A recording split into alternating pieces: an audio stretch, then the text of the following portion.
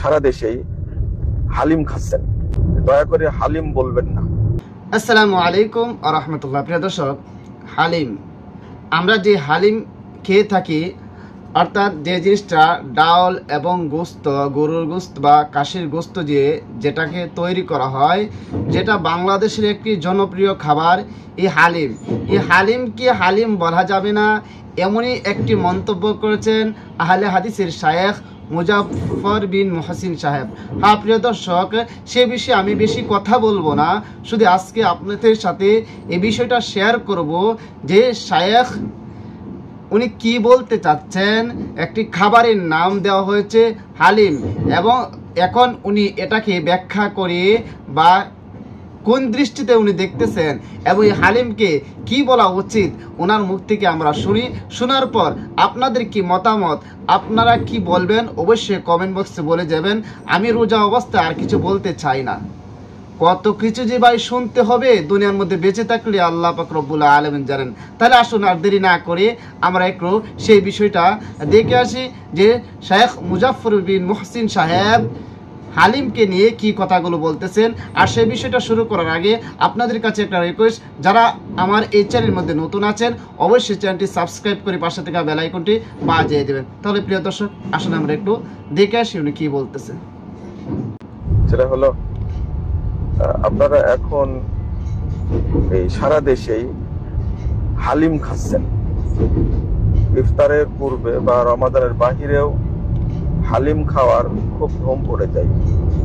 দয়া করে হালিম বলবেন না। হালিম আল্লাহর নাম। কিভাবে যে হালিম শব্দটা তারা প্রয়োগ করেছে এবং মুসলিমরাও এটা প্রয়োগ করছে, হালিম বলবেন না। হালিম আল্লাহর নাম, এর নাম হলো ধৈর্যশীল। তো আল্লাহর নামটাকে এইভাবে ব্যবহার করা যাবে না। আমরা যেহেতু মুসলিম, আল্লাহর এটা গুণবাচক নাম, এই নামটা বলা বর্জন করবেন। এবং যারা দোকানদার আছেন তারা এই নামটা উল্লেখ না করে আপনি উল্লেখ করতে পারবেন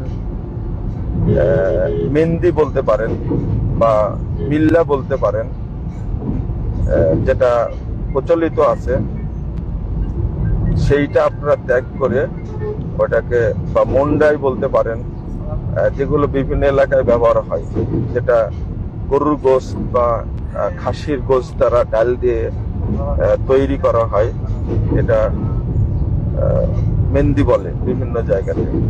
এইটা আপনারা বলতে পারেন। হালিম শব্দটা ব্যবহার করবেন না দয়া করে। এটা আল্লাহর নাম। মনে করতে হবে যে ওয়ামান ইউআযযিম শাআইরাল্লাহ ফাহুয়া মিন তাকওয়াল কুলুব।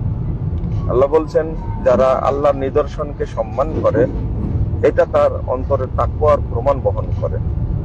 আল্লাহর যেগুলো সিফাতি নাম সেগুলো সম্মান করতে হবে, যে কোনো কারোর সাথে যোগ করা যাবে না। আশা করি স্পষ্ট হয়েছে। বারাকাল্লাহু ফিকুম।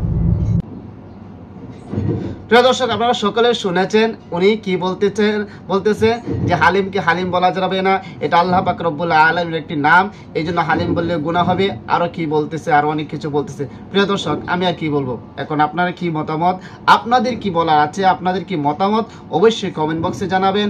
আর সবাইকে অসংখ্য ধন্যবাদ ভিডিওটি দেখার জন্য। আসসালামু আলাইকুম ওয়া রাহমাতুল্লাহ।